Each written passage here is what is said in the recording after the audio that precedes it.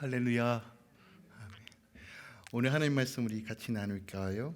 마태복음 5장 13절부터 16절까지예요. 마태복음 5장 13절부터 16절까지. 오늘은 우리 예원이가 하나님 말씀 읽어 줄 거예요.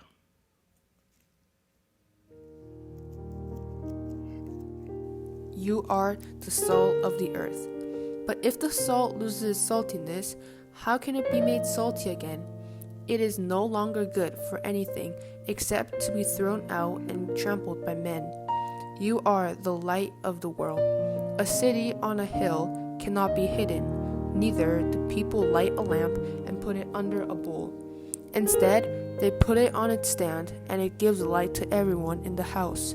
The same way, let your light shine before men, that they may see your good deeds and praise your Father in heaven. Matthew 5, verse 13 to 16.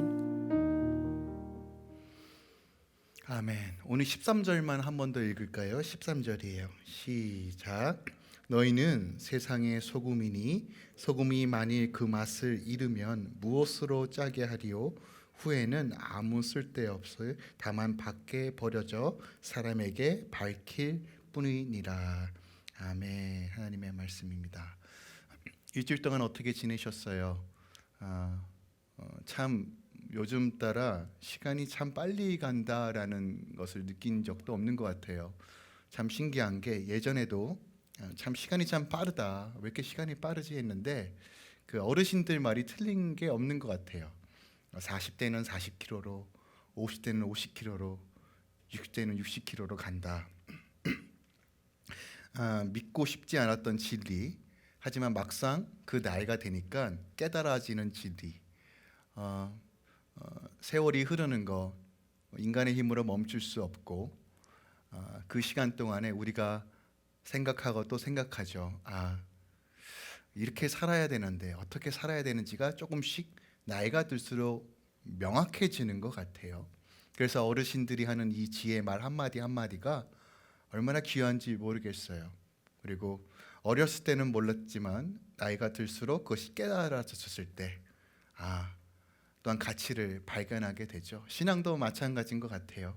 우리가 하나님께 더 집중하고 나아갈수록 그분께서 당신을 계시해 주시고, 그리고 무엇이 진리인지 우리에게 말씀해 주십니다. 저는 지금 우리가 살고 있는 이 시대에서 우리가 하나님의 말씀을 붙잡아야 될 이유가 무엇일까에 대해서 늘 고민을 합니다.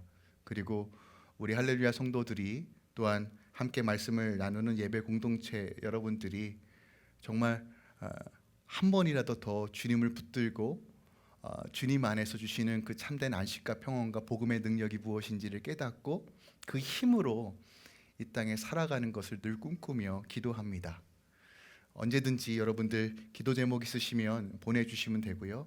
아침마다 저희가 아침 예배로서 드리고 마지막에 가정별로 또 중보기도 내용으로 기도하고 있는데요. 보내주시면 목회자들이 또한 제가 기도하면서 함께 그 내용을 가지고 집중적으로 중보해 드리도록 하겠습니다. 오늘은 팔복을 마무리하고요. 그 다음 13절부터 이 16절까지의 내용을 다루려고 합니다. 오늘 설교의 제목은 소금과 빛입니다. 그리고 교회는 이 땅의 소금입니다 라고 분명하게 선포하죠. 어떻게 보면 결론부터 이야기하고 지금 설교 내용을 다루는데요. 교회에 대해서 이야기를 하려고 하고, 또한 공동체, 그리고 우리가 어떻게 이 땅 가운데 어떤 모습으로 세상에게 우리의 모습을 제시해야 되는가에 대한 내용을 조금 다루려고 합니다. 개인적으로 저는 스포츠를 하는 것보다 보는 걸 좋아합니다. 제가 스포츠를 좋아했다라면 이 몸매가 나올 수가 없죠. 근데 저는 보는 걸 좋아하는데, 그래도 어릴 적에 자주 하던 스포츠가 있었는데 그게 축구였어요. 그러니까 나름 그때는 이렇지 않았고 날렵했고 나름 달리기를 꽤 잘했거든요. 그래서 보통 이렇게 축구를 할 때 오른쪽 윙어 쪽으로 많이 뛰었어요. 제가 평생 동안에 넣었던 골이 얼마나 될까요? 혹시 예측 가능하실까요? 제가 지금까지 축구하면서 단 2골 넣었습니다. 제가 나이가 대충 아시죠? 무슨 얘기냐? 저는 공격수로는 재능이 없는 거였어요. 그런데도 열심히 오른쪽에서 뛰었죠. 제가 이 말씀을 하는 이유가 있어요. 저희가 구기 종목, 축구나 배구나 야구 혹은 개인적인 스포츠도 마찬가지죠. 상대방과 경기를 하는 목적과 이유가 무엇이에요? 스포츠는 보통 승리를 위해서, 그게 가장 프라이어티한 골이잖아요. 가장 우선순위 목적이에요. 승리를 위해서 경기를 합니다. 물론 다양하게 친목을 위해서도 경기도 하고, 또한 우리가 조금 더 훈련을 위해서 경기도 하지만, 경기를 할 때 주된 목적은 승리입니다. 그죠? 그러면 감독의 입장에서 승리하기 위해서는 어떤 전략을 세워야 될까요? 감독마다 다 다르죠. 어떤 감독은 좀 더 공격적인 전략을 세우는 감독이 있고, 어떤 감독은 수비적인 전략을 세우는 감독이 있어요. 그렇게 추구하는 이유가 뭐예요? 그렇게 했을 때 이길 확률을 높이기 위하여 나름 전략을 세웁니다. 그리고 공격형일 때는 공격에 맞는 선수들을 같이 영입하고 같이 플레이를 하고, 조금 더 수비적이라면 수비적인 선수들을 고용을 해서 플레이를 합니다. 제가 이 말씀을 드리는 이유가 있어요. 우리가 그리스도인으로 산다는 건 어떻게 보면 다른 말로 이 땅에서 늘 영적인 전쟁을 하는 사람들이라는 의미를 가지고 있어요. 근데 전쟁을 할 때 마치 스포츠 경기처럼요, 우리가 때로는 공격할 때가 있어야 되고, 때로는 우리가 수비할 때가 있어야 돼요. 때로는 공격형 크리스찬으로 살아야 될 때가 있고, 때로는 수비적 크리스찬으로 살아야 될 때가 있다는 거예요. 그런데 만약에 공격만 치중한다면 어떻게 될까요? 경기에서 이기는 것이 가능할까요? 아니죠. 모든 사람이 공격에 가면 누가 골은 지킵니까? 그죠? 골을 먹는 순간 이기기가 쉽지 않아요. 그럼 수비만 하면요, 골을 못 넣는데 어떻게 이겨요? 그래서 우리는 늘 이 두 가지의 밸런스를 잘 맞춰야 합니다. 그리고 무엇이 공격적인 크리스천적인 삶인가, 어떤 것이 수비적인 크리스천적인 삶인가에 대해서 우리가 분명하게 알고 우리가 삶 가운데 잘 적용할 수 있어야 한다는 것이에요. 오늘 예수님께서 예수님을 따르는 제자들을 향하여 이 두 가지 전략으로 어떻게 이 땅 가운데 공격형 크리스찬으로, 또한 수비적 크리스찬으로 사는 방법에 대해서 제시하고 있는 것이 오늘 13절부터 16절까지의 말씀입니다. 하나님은요, 모든 성도들이 이 땅 가운데 때로는 진취적이고 능동적인 방법으로 하나님 나라를 빌드업하길 원하시고, 때로는 수동적이고 소극적인 방법으로 하나님 나라를 세우길 원하십니다. 그러니까 늘 능동적이고 역동적인 방법을 하는 방법이 아니라, 때로는 우리가 희생적이고 헌신적인 수동적이고 또한 소극적인 방법으로도 하나님 나라를 세워가길 원하신다는 거예요. 이것은 제가 7번째 복에서 화평을 만드는 자를 통해서 제가 한번 언급한 바가 있습니다. 그래서 이것이 구체적으로 어떠한 모습으로 이 세상에서 하나님 나라를 크리스찬들이 제시할까, 이 두 가지 방법이 바로 소금과 빛이라는 이미지를 통해서 예수님께서 우리에게 설명해 주신 것이에요. 그러니까 오늘 이 소금과 빛은 우리가 가져야 될 두 가지의 정체성을 이야기하고 있어요. 이 세상을 향하여 어떠한 삶의 태도로 살 것인가, 크리스천이라면 어떠한 모습으로 이 세상에게 우리를 보여줄 것인가가 바로 이 두 가지로 압축해서 예수님께서 설명해 주시는 것이에요. 오늘은 소금에 대한 이야기를 할 거고, 다음 주는 이젠 빛에 대한 이야기를 할 겁니다. 그래서 이 두 가지 정체성을 알고 우리가 하나님의 부르심이 이것이구나 라고 우리가 깨닫고 나아가길 원해요. 우리가 지난 시간까지 우리 8가지의 복에 대해서 나누었어요. 어떤 분은 이렇게 이야기하시는 분도 있어요. 목사님, 첫 번째 복은 정말 은혜 받았는데 두 번째 복부터 내 얘기가 아닌 것 같아요. 할렐루야. 나아갈 방향이 있다는 게 얼마나 기쁘고 즐거워요. 늘 말씀드리지만 우리가요, 막연하게 신앙생활하는 것은 굉장한 리스크가 있습니다. 여러분, 신앙은 막연하게 하는 게 아니에요. 하나님께서 분명하게 말씀해 주시고 말씀을 통해서 우리가 어떻게 나아가야 하는지를 알려주세요. 어린아이와 같이 엄마 밥 줘, 밥 줘, 버리고 스스로 수저도 젓가락질도 못하는 단계가 아니라 이젠 스스로 밥도 먹고 국도 먹고 혼자 옷도 갈아입고 세수도 하고 성장을 해야 되는 것이 너무 당연한 거잖아요. 근데 우리가 어느 순간 하나님께서 떠먹여 주시는 것으로만 만족하는 단계에 머무는 경우가 많다는 거예요. 우리가 그리스도의 분량에 넘치는 분량으로 성장해야 합니다. 그리고 하나님께서 예배 주신 하늘의 복을 바라보면서 하나님 이 땅 가운데 이루길 원하시는 그 뜻이 무엇인지를 분별하며 나아가는 것이 성도의 가장 복된 삶이라는 것을 성경의 진리를 통해서 깨닫는 이 아침 되길 원합니다. 우리가 저번 주에 나눴던 마지막 복, 8번째 복이 무엇이에요? 의를 위하여 핍박을 받는 것이에요. 이게 수동적으로 받는 핍박인가요? 아니요. 능동적인 핍박입니다. 예수 때문에 일부러 핍박을 선택하는 것이에요. 근데 실질적으로 목사님, 저는 고통과 고난이 너무 좋아요 하시는 분 계신가요? 정상이 아니죠. 우린 본질적으로 고통과 고난을 피해가고 싶어 해요.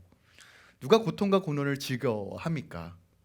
누가 나를 핍박하고 나를 욕되게 하고 나를 넘어뜨리는 것을 누가 기쁘게 받아들일 수 있어요?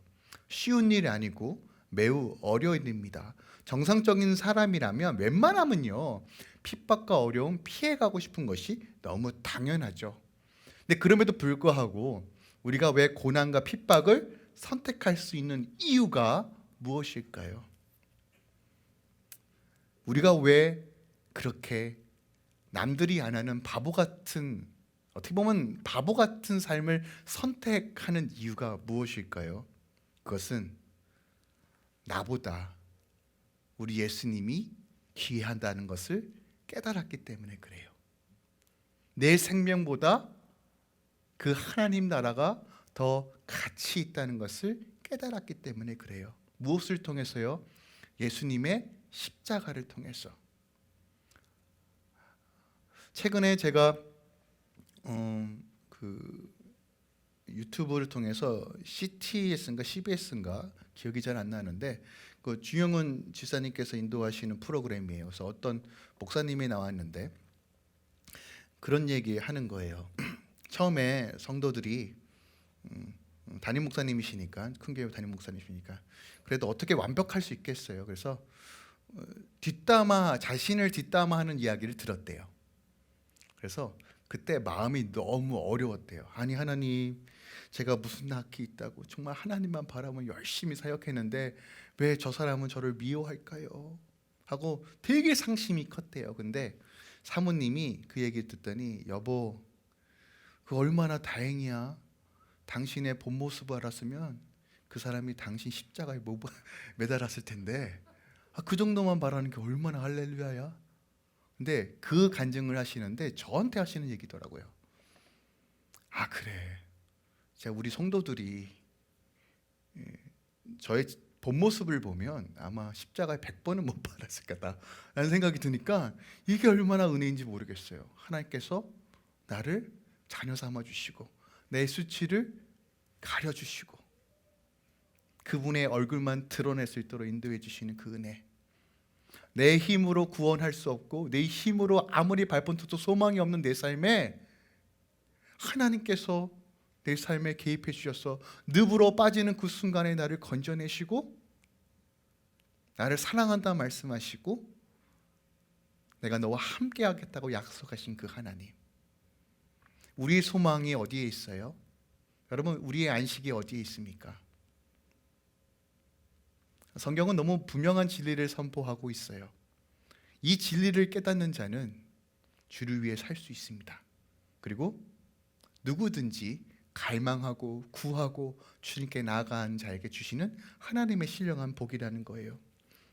눈물 중에도 고통 중에도 우리가 이 핍박과 어려움의 과정을 통과할 수 있는 이유, 그것은 바로 우리 주님의 십자가의 사랑 때문이에요.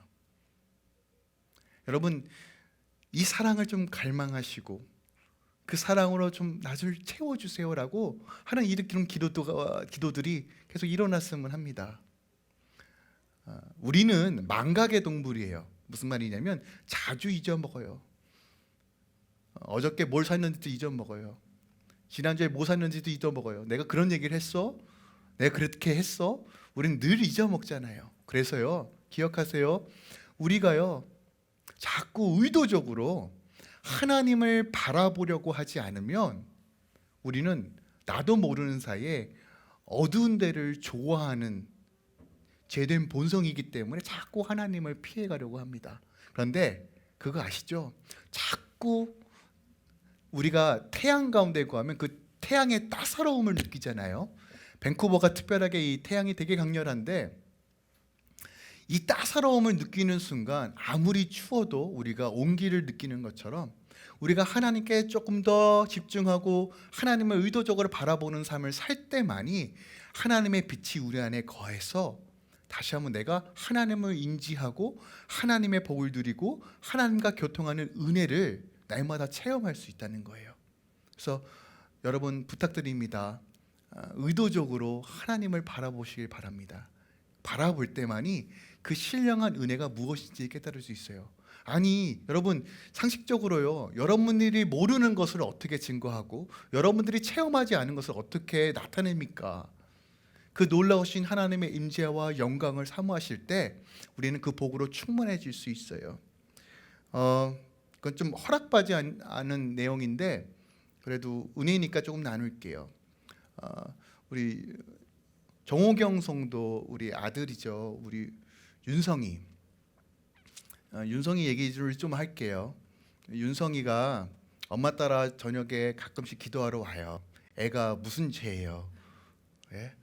혼자 쓸쓸히 그러다가 우리 딸이랑 놀아주는 거. 그런데 얼마나 애가 착한지, 저희 딸 성격을 좀 아시는 분은 아시겠지만 다 자기 멋대로요. 오빠 이거 해야 돼, 오빠 이거 해야 돼, 이거 들어줘야 돼. 얼마나 힘들어요. 그런데도 묵묵하게 들어주고 해요. 그런데 어느 날인가, 저번 주인가, 애가 누아랑 놀지 않고, 그때는 누아가 없었죠. 조용히 여기 와서 기도하는 거예요. 저는 속으로 제가 인도하지만 제가 오늘 무슨 일인가 했어요. 근데 제가 나중에 알았어요. 엄마한테 이렇게 얘기했대요. 엄마, 나 하나님을 만난 것 같아. 그리고 그 아이의 삶이 예전에는 시켜야지만 했던 애가 스스로 말씀을 보고 스스로 기도하기 시작했다는 얘기를 엊그저께 들었어요. 제가 기도하는 제목 중에 하나가 무엇이냐면 제 설교에 제가 가르침에 하나님 놀라운 은혜가 있어서 우리 성도들이 막 말씀 듣고 변화되기 원해요.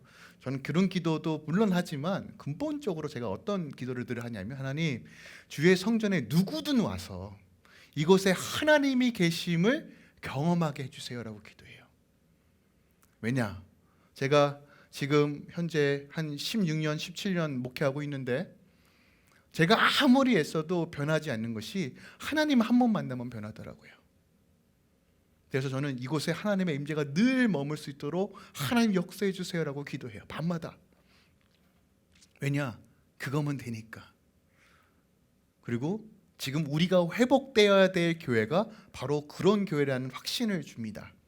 그래서 여러분 계속적으로 중보해 주시고, 더 나아가 저는 대면 예배를 빨리 사모했으면 좋겠습니다. 여러분 함께 이곳에 나와서 정말 하나님의 얼굴을 구할 때 이전보다 한 번도 경험해 보지 못했던 그 하나님의 인재의 압도함으로 우리가 진짜 살아 역사하신 하나님 여기 계시는구나, 하나님이 역사하심이 나와 함께 하시는 하나가 직접 체험되어지고 증거할 수 있도록 여러분 사모하시고 믿음으로 걸어가시길 부탁드립니다.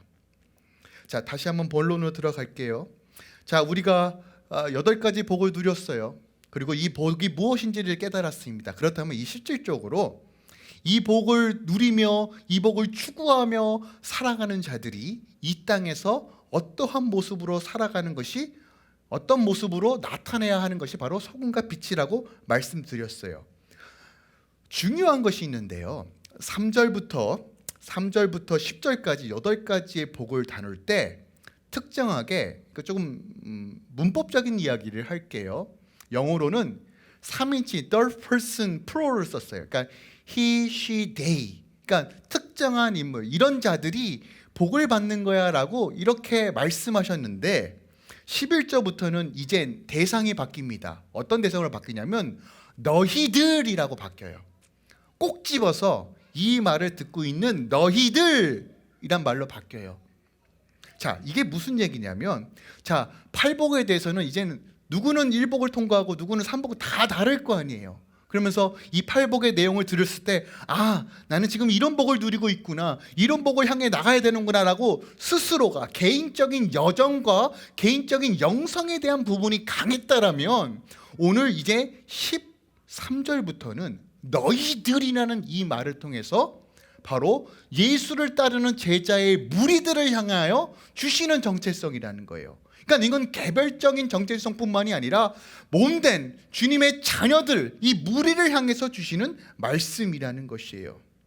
그런데 이 무리가 어떤 무리입니까? 11절 말씀을 보면요, 저번 주 본문이죠. 주님 때문에 욕받고 주님 때문에 박해당하고 거짓으로 음모로써 누군가 우리를 해코지하고 악한 말로 우리를 해하려 하며 예수님 때문에 손해보고 예수님 때문에 핍박과 억울함을 당하고 때로는 예수님 때문에 왕따를 당하는 이 현실 속에서 예수님을 선택하고 예수님을 바라보고 예수 때문에 삶을 내어드리는 모든 자들에게 하시는 말씀, 바로 너희들, 환경에 지배받지 않고 하나님의 통치 안에 거하며 하나님의 신령한 것을 바라보며 주님, 내가 하나님 나라를 세워가겠습니다라고 정말 믿음으로 걸어가는 모든 자들을 향하여 말씀하시는 거예요. 다른 말로 거룩한 신부, 남은 그루터기, 예수님의 제자, 부르심을 따라 나아가는 모든 자들을 향하여 너희들이라고 이야기하는 거예요. 그러면 여기서 너희들은 무엇을 뜻할까요? 바로 교회를 말하는 거예요. 사랑하는 나의 교회들아, 나의 몸들아, 내 아들 딸들아, 너희는 소금이다, 너희는 빛이다 라고 이야기하는 거예요. 이것이 바로 우리의 정체성이라는 거예요. 이 세상의 진리를 선포하며 하나님 나라의 몸된 교회들이 추구해야 될 삶의 태도, 바로 소금과 빛이라는 거예요. 우리 함께 믿음으로 좀 고백하기 원해요. 옆 사람 좀 바라보면서 우리가 소금입니다 라고 한번 고백했으면 좋겠어요. 우리가 소금입니다. 네. 소금 하시니까 난 짠 거 싫은데 그죠? 자, 오늘 본문 자세히 보세요. 예수님께서 너희는 소금이 되어라 라고 말씀하시지 않고 이미 너희는 소금이다 라고 얘기해요. 이게 굉장히 중요한 포인트예요. 그러니까 신앙생활은요, 무엇을 하는 게 아니라 무엇이 되어진 것을 믿음으로 취하고 행하는 삶이 바로 신앙이라는 거예요. 우리가 소금이에요. 그렇다면 소금의 기능적 역할 무엇인지 우리 알아야 돼요. 네, 오늘 본문 말씀은요, 요한복음 3장 16절 말씀 있죠. 하나님께서 이 세상을 사랑하사 독생자를 예수를 주셨으니, 이 말씀과 더불어서 세상 사람도 다 알고 있는 말씀이에요. 야, 교회가 소금이라며, 교회가 빛이라며, 야, 너희들 아닌 것 같은데? 세상 사람들 다 알고 있는 이 말씀, 우리가 소금이라는 이 말씀. 근데 더 중요한 포인트가 있어요. 오늘 본문 자세히 보면요, 자, 이 소금이 무슨 소금이냐면 너희는 세상의 소금이다라고 얘기해요. 세상의 소금.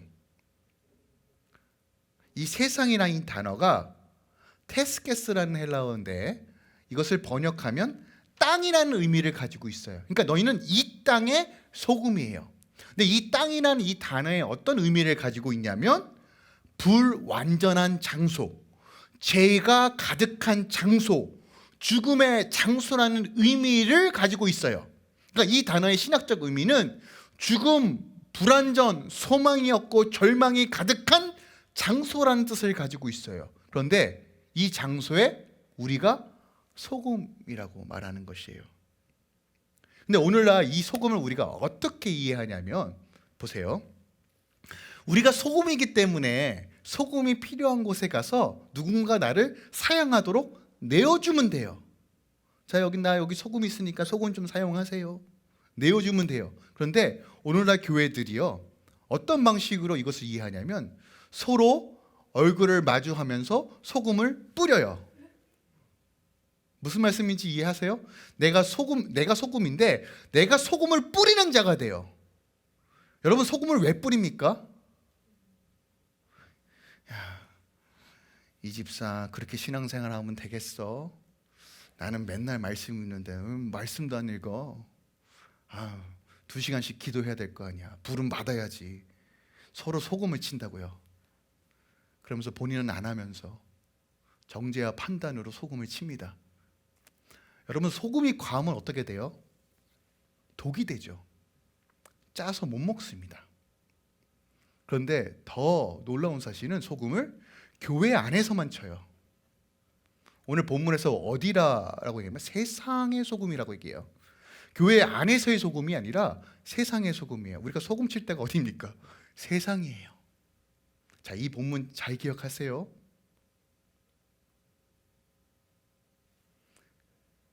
배추를 절이듯이 서로 소금을 치면 서로 절여 죽습니다. 그래서 교회가 힘을 잃어가는 거예요. 우리는 세상의 소금이에요. 어그러지고 깨져 있는 그곳에 우리가 소금으로서의 역할을 해야 된다는 거예요. 죽음의 땅, 불안정한 땅, 죄악으로 어그러져 있고 소망이 없고 절망을 향해 달려가는 이 땅에 소금의 역할을 해야 돼요. 예수님의 제자들이 어둡고 썩어가던 이 세상에서 소금의 역할을 해야 될 사명이 있는 존재라고 분명하게 이야기하고 있어요. 우리 주님께서 십자가의 죽으심으로 본인이 인류의 소금이 되셨습니다. 그리스도로 인하여 인류는 나음을 잊게 되었고 새로운 소망을 얻게 되었고 정함을 잊게 되었어요. 그리고 소망을 갖게 되었어요. 그러므로 우리가 주님을 따르는 자들은 예수님께서 하셨던 것처럼 그 소금의 역할을 해야 돼요. 소금은 어떻게 보면 수비적인 측면이 강해요. 아까 공격형과 수비형이라고 말씀드렸죠. 이 이미지를 잘 떠올리시면서 소금은 조금 수비적인 성향이 강한 특징을 가지고 있어요. 당시 예수님께서 너희는 소금이야 라고 했을 때 당시 이 이야기를 들었던 많은 유대인들, 또한 팔레스틴 지역에 살고 있던 사람들은 이게 어떤 의미인지 어떤 가치로 말하고 있는지 다 알았어요. 우리가 오늘날 소금을 구하는 것이 쉽습니까? 어렵습니까? 너무 쉽죠. 심지어 소금도 종류별로 엄청 많아요. 죽염, 알라스카, 히말라야, 심지어 소금도요, 막 금가루 묻어있는 소금, 막 정말 어마어마하게 비싼 소금도 있더라고요. 그런데 맘만 먹으면 우리가 깨끗한 소금, 정제된 소금을 구하는 것이 그리 어렵지 않다고요. 그래서 흔하기 흔한 것이 소금이기 때문에 이 소금이 얼마나 가치가 있는지를 잘 몰라요. 마치 우리가 이 공기를 마시는 것처럼 우리가 생각하고 묵상하고 또 묵상해야지만 이것이 얼마나 귀한지를 알지만 솔직히 피부치로 소금이 얼마나 귀해, 흔하기 흔한 건데 라고 인식한다고요. 하지만 당시 예수님께서 이 소금을 언급하실 때는 그런 상태가 아니었어요. 소금은 어마어마하게 귀한, 쉽게 구할 수 없는 매우 비싼 거였어요. 소금을 중심으로 무역이 일어날 정도로 소금은 매우 귀하고 또한 다양하게 쓰였던 것이 바로 소금입니다. 당시요, 우리는 소금을 어떻게 구하죠? 보통 이렇게 한국에 가면 염전이라고 해요. 그러니까 바닷물을 가두어서 햇빛과 바람을 통해서 얘네들을 말려요. 말리면 하얀 가루들이 엄청나게 나오면 이렇게 모아서 이것을 깨끗하게 하여 우리가 먹는 소금으로 사용합니다. 근데 당시 팔레스타인 지방에는 그런 기술이 없었어요. 그래서 소금을 어떻게 구했냐면 팔레스타인 지방에는 사해 데스라고 있죠. 죽은 바다라는 그 큰 강이 있어요. 그 주변에 하얗게 덩어리로 되어 있는 것을 취득합니다. 그게 소금이었어요. 그래서 웅덩이나 말라져 있는 곳에 가서 그것을 취득해서 사용하였어요. 그러니까 말 그대로 소금을 얻는 것은 어렵지 않았는데 제대로 된 소금을 얻는 것은 매우 어려웠다는 거예요. 그러니까 소금에는요, 기본적으로 가지고 있는 잘못된 나쁜 성분들이 있고 불순물들이 꽤 많아요. 근데 오늘날 우리는 이것을 과학적인 기술을 통해서 깨끗하게 우리가 먹는 소금으로 바꾸지만 당시 그런 기술이 없었다고요. 그래서 제대로 된 소금을 얻는 것이 그만큼 어려웠어요. 오늘 이 소금이란 단어 성경에는 6번밖에 쓰이지 않는데 유대 문헌님과 그리고 성경을 통해서 우리가 소금이 어떤 기능을 하는지를 우리가 유추할 수 있습니다. 여러분도 아시는 내용인데 제가 다시 한번 언급해 드릴게요. 첫 번째로 소금은 생명을 유지하는 데 쓰입니다. 우리가 소금을 과하게 먹으면 혈압도 올라가고 당뇨도 생기고 심장질환과 관절염도 생겨요. 그래서 늘 얘기하죠.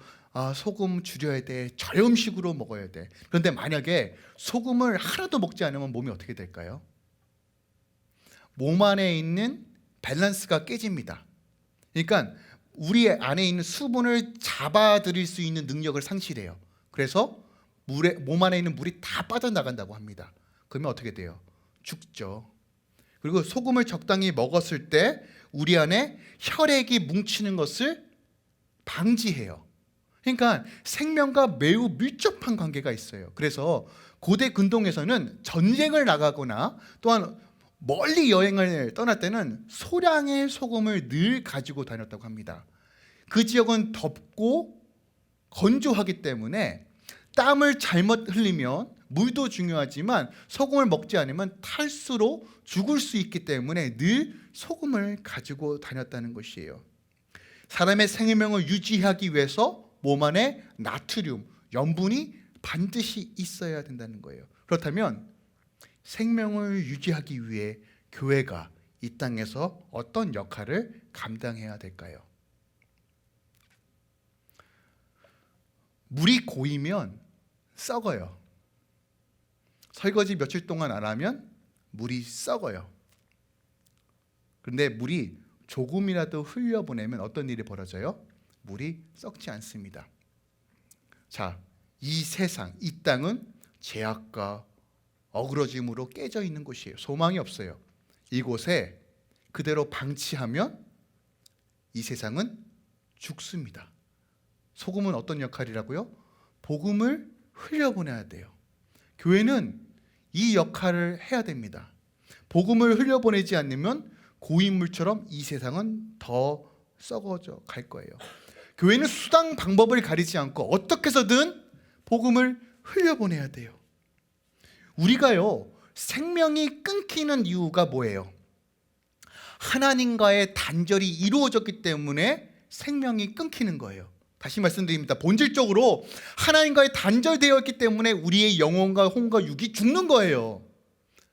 그래서 예수님께서 본인 십자가의 죽으심으로 희생양으로 두리심으로써 하나님과 우리 사이를 화목케 하신 거예요. 이것이 구원입니다. 이 진리가 내 삶 가운데 흘러가야 돼요. 십자가의 복음이 흘러가야 돼요. 그래서 교회는요, 다른 거 없습니다. 교회는 소금의 역할이 뭐예요? 이 땅 가운데 복음을 흘려보내야 돼요. 어떻게 해요?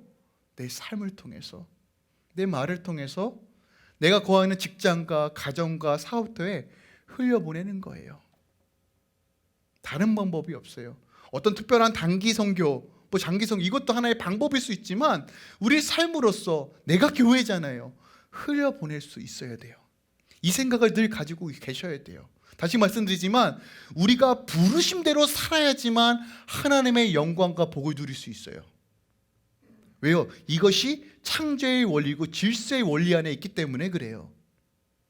두 번째로 소금은 방부제 역할을 합니다. 그러니까 부패하지 않도록, 썩지 않도록 막는 거예요. 또한 오늘 안주희 전사께서 기도하신 내용 중에 레위기 2장 13절 말씀인데 정결케 하고 소금으로 닦음으로써 정결케 하는 역할도 합니다. 소금은 생선이나 고기가 더 이상 부패하지 않도록 막아줘요. 그러니까 지금은 우리가 냉장고 있고 김치 냉장도 있고 여러 가지 냉장고를 통해서 얼려도 넣고 상하지 않도록 오랫동안 보관하는데 당시 그런 게 없었잖아요. 그러니까 물고기나 고기를 오래 보관하기 위해서 소금을 쳐요. 그럼 소금은 이것이 부패하는 과정들을 일정 수준으로 막아줍니다. 자, 이 땅에서 교회가 이 방부제의 역할, 정결케 하는 역할이 무엇일까요? 이 세상이 왜 자꾸 썩어져 갈까요? 그러면 이 썩어져 가는 것을 막기 위해서는 어떻게 해야 될까요? 근원을 차단해야 돼요. 무슨 말씀인지 아세요? 거치로만 쓰레기를 치우고 청소한다고 되는 것이 아니라 이 근원을 차단하지 않으면 결국 또 더러워져요. 무슨 말씀인지 이해하셨죠? 그렇다면 교회의 역할은 무엇일까요? 이 땅 가운데 하나님의 공의와 의를 제시하는 거예요. 인본주의로 시작했던 육체의 정욕과 탐욕으로 시작했던 것이 아니라 말씀의 기준이 내 삶을 움직이는 거예요. 그래서 세상 가운데 여러분의 가정과 사업터 가운데 하나님의 말씀을 제시하는 거예요. 야, 이렇게 해야지 돈 벌어. 이렇게 해야지 네가 조금 더 유익이 있어. 하지만 우리는 말씀이 기준인 거예요. 남이 뭐라 하든 간에 전혀 상관없어요. 하나님의 말씀대로 사는 것이 바로 악을 끊고 그곳에 방부제의 역할을 하는 거예요. 더 이상 썩지 않도록. 세상이 타락하고 부패할 수 있는 이 근원 자체를 우리 교회들이 더 이상 그것이 범람하지 못하도록 바로 하나님 나라를 제시하는 거예요. 이 세상에서 왜 자꾸 교회를 핍박하는지 아십니까, 여러분? 교회를 자꾸 왜 무너뜨리려고 하는지 아십니까? 왜 교회를 자꾸 악이라고 선동하는지 아십니까? 교회가 무너지면 이 땅의 공의와 정의가 무너집니다. 이건 세계 역사가 분명하게 증거하는 거예요. 성경뿐만이 아니라 인류의 역사가 그걸 증거합니다. 윤리와 도덕의 기준을 제시하고 인간이 어떻게 살아야 되는지를 제시하는 것이 하나님의 말씀입니다. 여기에 생명이 있습니다. 다시 말씀드리지만 거짓된 것과 성령은 함께 할 수 없고 부정한 것과 공평하지 못하고 내 안에 탐욕과 욕심으로 시작하는 것들은 하나님의 일일 수가 없습니다. 교회가 없으면 이 세상은 죽습니다. 다시 말씀드립니다. 왜 하나님께서 몸된 교회를 통해서 왜 하나님 나라를 구현하기 원하실까? 왜 교회가 유일한 답일까? 바로 여기에 있습니다. 교회는 이 하나님 나라를 제시해야 돼요. 말씀의 공의와 의로우심으로 하나님 나라가 무엇인지를 보여줘야 됩니다. 왜요? 그때 말이 인간은 참된 행복한 안식을 누릴 수 있기 때문입니다. 그런데 세상의 여론들과 미디어들과 정치와 권세자들은 이것을 철저하게 가리죠. 교회가 무너지면 절대로 사람은 행복해질 수 없습니다. 현재 우리가 많이 안타까워하는 것들, 모든 나라들이 전체주의로 흘러가고 본질을 잃어가고 자유라는 이름 안에서 사람들의 인권이 탄압되어지고 말만 뻔질을 하면서 자기네들은 비리와 부정한 것을 다 행하면서 마치 거룩하고 유토피아를 만든 것처럼 얘기하잖아요. 다시 말씀드립니다. 인간은 절대로 낙원을 만들 수 없습니다. 인간의 생각과 개념과 이성과 철학은요, 절대로 인간 스스로를 행복하게 만들 수 없습니다. 왜요? 우리가 죄인이기 때문에 그렇습니다. 우리가 불완전하기 때문에 그렇습니다. 완전하신 말씀 같에 서야지만 됩니다. 우리는 이 역할을 해야 됩니다. 어떤 방식으로요? 내가 내 삶에서 하나님 나라 공의와 의를 제시하는 겁니다. 다른 방법이 없습니다. 그리고 이 소금의 역할을 감당하기 위해서 어떻게 해야 돼요? 내가 늘 회개적 삶, 하나님의 성전의 성물에 소금을 바르면서 하나님께 나아갔던 것처럼 회개의 삶, 예배의 삶, 기도의 삶, 말씀의 삶, 지성소의 삶을 추구하면서 내 안에 늘 성령께서 역사하시도록 나를 내어드리는 삶을 살 때만이 내가 내 삶의 영역에서 공의와 정의를 세울 수 있습니다. 어렵죠? 말씀 드릴 때마다 목사님 너무 많은 것을 요구하세요.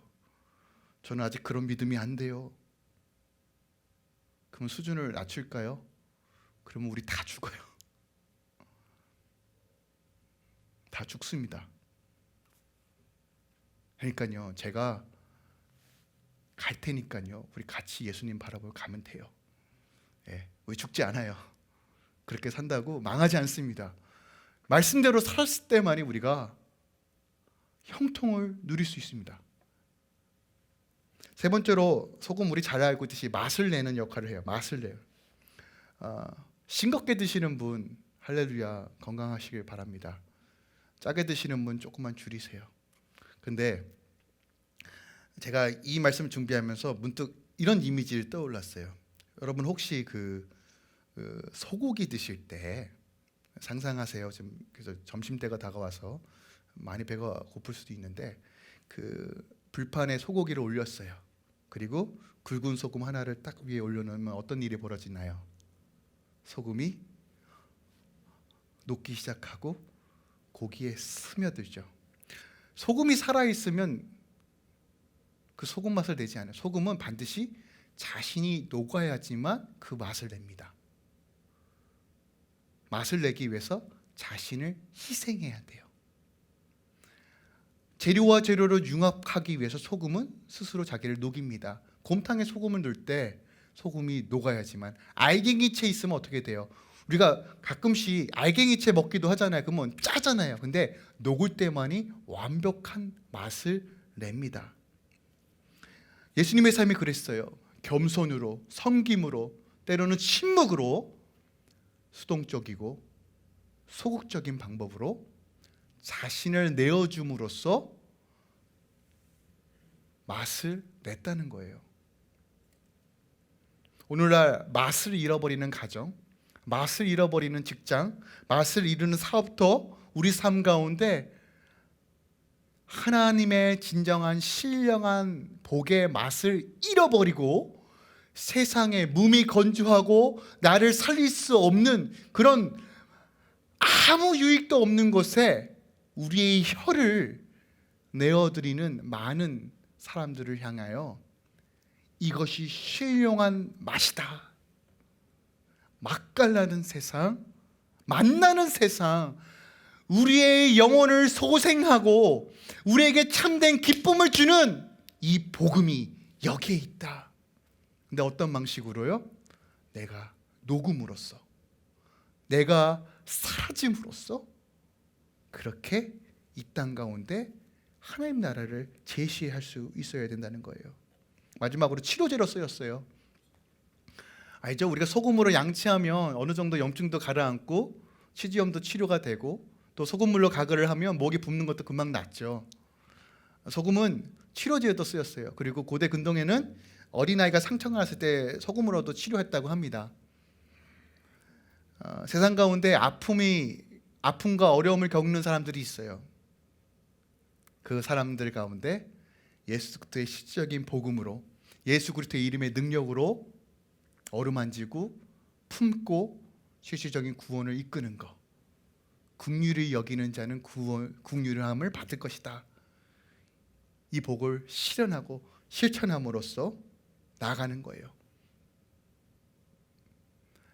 이 네 가지, 다시 말씀드립니다. 네 가지, 생명을 유지하고 그리고 방부제 역할을 하며 그리고 맛을 내는 역할, 치료제 역할을 하는 것이 바로 소금의 역할입니다. 이것을 함축하여서 사도 바울은 고린도후서 5장 17절에 이렇게 이야기하고 있어요. 제가 읽어드릴게요. 고린도후서 5장 17절부터인데요.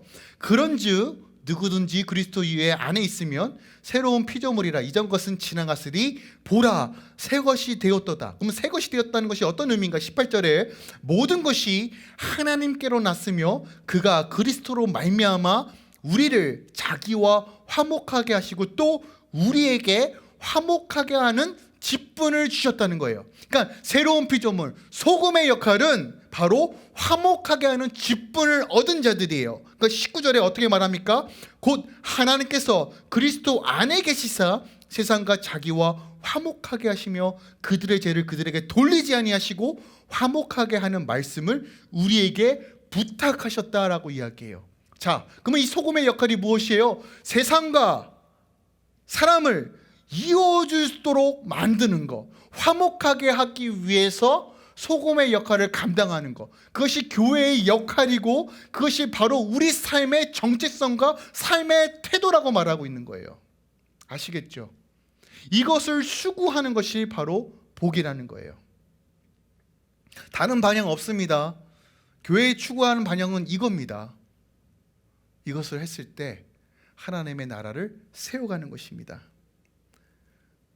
우리는 새로운 피조물입니다. 소금의 삶을 살아야 돼요. 그런데 주님께서요, 소금이란 이 비유를 들었을 때 소금이 얼마나 귀한지 알잖아요, 사람들이. 지금은 흔하지만 이런 마음 들지 않았을까요? 주님이 나를 귀하다 여기시네. 이 팔복의 설교를 들으면서 어떤 마음이 들었을까요? 아유, 야, 나는 이것밖에 안 되네. 나는 하나님 앞에 설 수도 없네. 아유, 내가 언제 하나님의 일을 해. 이런 생각이 들다가 갑자기 너희는 소금이야 라고 했을 때, 그래도 날 귀하다고 하시네. 이 세상에서 여러분들을 귀하다고 말하는 사람이 누가 있어요? 나보다 나를 더 챙기시는 하나님, 그 하나님이 여러분에게 말씀하십니다. 내 사랑하는 아들 딸아, 너는 소금이야. 그것이 너의 새로운 정체성이야 라고 말하는 거예요.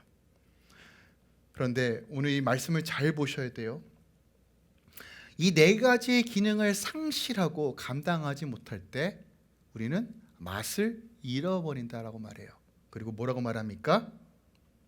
본질을 상실하고 사명을 감당하지 않으면 밟힐 뿐이다. 교회가 교회답지 못하고 성도가 성도답지 못하면 세상에서 핍박받는 수준이 아니라 짓밟힌대요. 우리가 예수 때문에 핍박과 어려움 받을 수 있습니다. 그런데 짓밟히는 건 완전히 다른 그림이에요. 우리가 왜 짓밟힐까요? 성경에서 왜 이스라엘 백성들이 짓밟힘을 당할까요? 그들이 하나님을 떠나서 그래요. 하나님께서 지켜주시지 않으니까 짓밟힘을 당하는 것이에요. 기억하세요. 성도가요, 하나님의 말씀과 그 사명을 감당하지 않으면 우리는 짓밟힘을 당해요. 이것보다 더 수치가 어디 있어요? 예수 때문에 받는 핍박과 어려움이 아니라고요. 그래서요, 우리가요, 왜 소금의 역할을 감당하지 못할까에 대해서 우리가 고민해 봤을 때, 첫 번째로 하나님의 부르심의 그 가치를 잘 인지하지 못하는 것 같아요. 그 귀한 소금, 그 소금이나 우리 부르시는데, 그 만왕의 왕자이신 하나님께서 우리를 부르시는데 우리는 아유, 주님, 여전히 내가 사는 것에 바쁘고 먹을 거 바쁘고 내일이 더 바빠요, 주님. 물론 현실이죠. 어려운 거 압니다. 그러나 여러분, 우리 마음 한구석에 그래도 주님, 내가 하나님의 나라를 위해 좀 살길 원해요 라는 그 마음으로 한 걸음 한 걸음 나아가는 것이 더 중요하다는 것이에요. 귀한 것을 귀한 것으로 여기지 못하면 누리지 못합니다. 영적인 원리예요. 하나님의 그 사명이 내 안에 들어올 때 우리를 풍성하게 한다는 그 진리를 붙잡길 바랍니다. 또한 우리가 왜 소금의 역할을 감당하지 못하냐면 내가 자꾸 소금이 되려고 합니다. 이게 가장 큰 오류인 것 같아요. 자꾸 소금이 되려고 하니까 소금이 되기 위해서 애써요. 이미 소금인데도 불구하고 내가 특별한 소금이 되지. 그러니까 소금이 되려고 하니까 자꾸 나는 뭔가 특별한 소금이 돼야 돼. 뭔가 퀄리티가 좋은 소금이 돼야 돼. 물론 능력을 갖춰야지만 내가 선교할 수 있어. 자격을 갖춰야지만 선교할 수 있어. 이런 식으로 자꾸 이해한다고요. 그래서 어떻게 핑계 댑니까? 주님, 돈 좀 벌면 선교할게요. 주님, 이 대학에 가면 하나님 주님 일할게요. 하나님 이걸 들어주시면 내가 한번 생각해 볼게요. 이런 식으로 생각한다고요. 그리고 마치 소금의 역할은 특별한 사람, 레위인들, 목회자나 선교사만 하는 거지 난 아직 자격이 없어. 내가 무슨 소금이야. 기억하세요. 소금은 그냥 소금이면 돼요.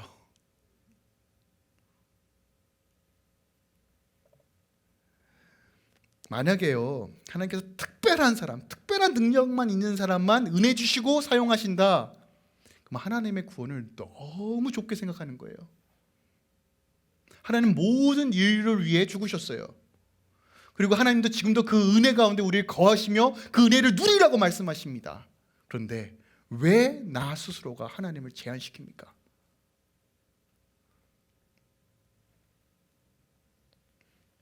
우리 삶에 작은 일상에서 가장으로서, 엄마로서, 자녀로서 하나님께 주신 그 달란트대로 그곳에 소금이 되면 됩니다. 너무 어렵게 생각하지 마세요. 그 이유를 제가 말씀드릴게요. 나를 나보다 더 잘하시는 하나님께서 나를 소금이라 말씀하실 때, 당시 이 말씀을 드렸던 많은 사람들을 떠올려 봅시다. 이 소금의 개념, 하나님 나라의 개념을 알아들었을까요? 당시? 아니요.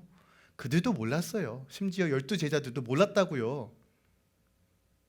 그들에게 핍박과 어려움이 있을 거라는 생각을 했을까요? 아니요. 그 당시 이 말씀을 들었을 때는 그런 생각조차 못했어요.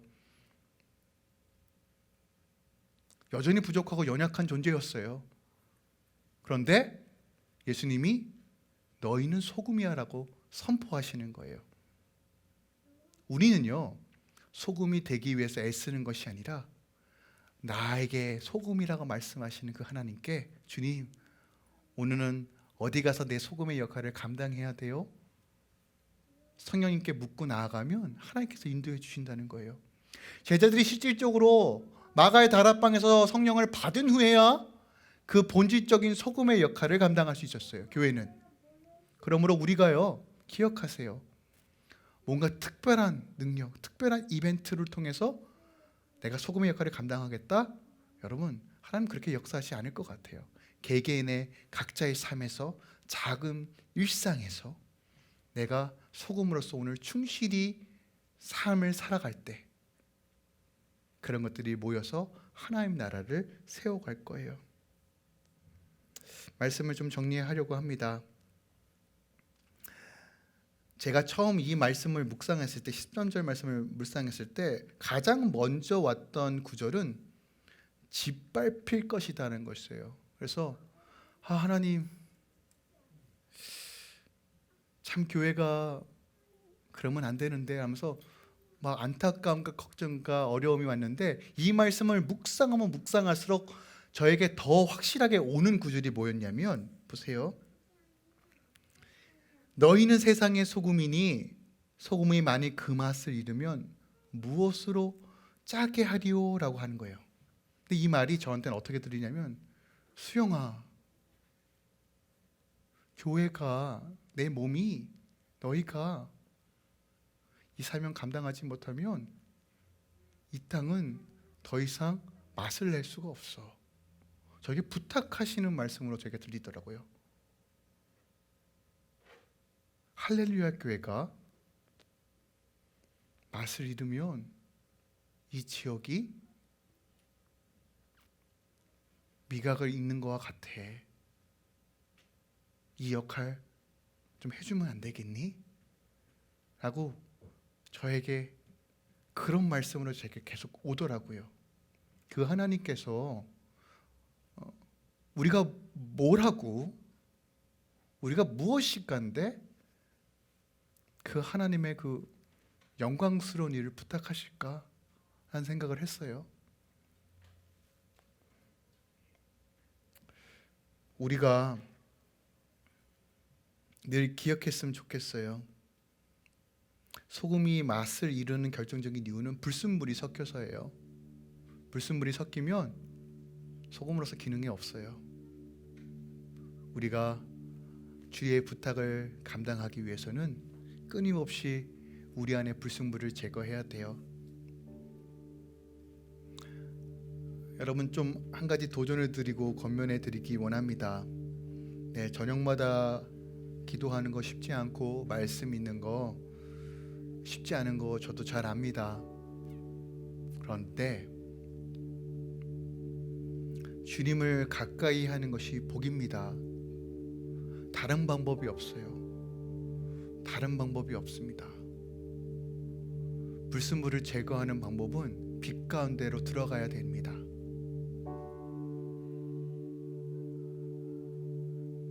시간을 내어서 여러분 주님과 교제하시고, 제가 자꾸 회개하니까 여러분들 부담 느끼시는데, 네, 부담 느끼세요. 네, 왜냐하면 그게 답이라서 그래요. 다른 게 없어요. 하나님 나라를 누리는 유일한 방법은 회개밖에 없습니다.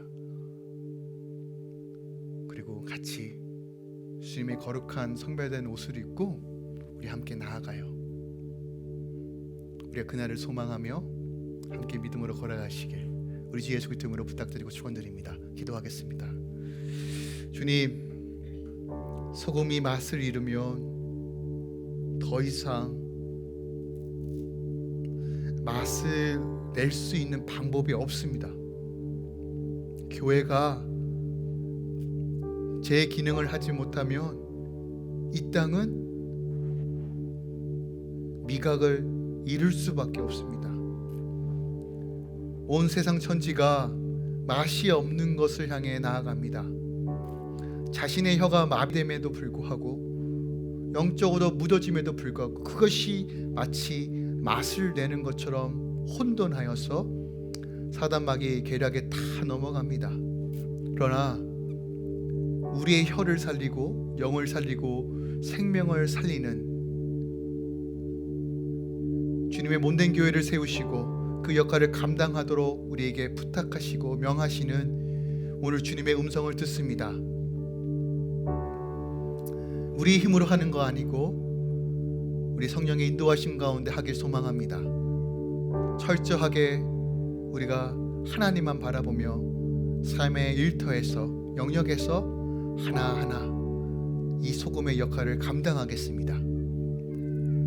주님, 지혜를 주시고 불쌍히 여겨주시고 우리를 사용해 주시고 하나님의 기쁨과 만족으로 채워 주시옵소서. 예수님의 이름으로 기도합니다.